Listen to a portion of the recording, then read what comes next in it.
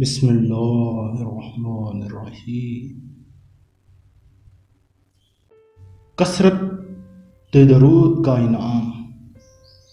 حضرت سیدنا شیخ احمد بن منصور علیہ رحمۃ اللہ الغفور جب فوت ہوئے تو اہل شیراز میں سے کسی نے خواب میں دیکھا کہ وہ شیراز کی جامع مسجد کے محراب میں کھڑے ہیں اور انہوں نے بہترین حلہ جنتی لباس زیب تن کیا ہوا ہے اور سر پر موتیوں والا تاج سجا ہوا ہے۔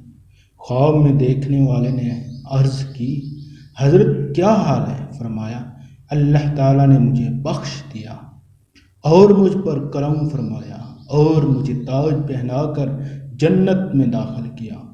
پوچھا کس سبب سے؟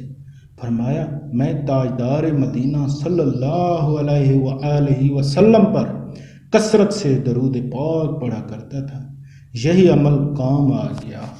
سبحان اللہ۔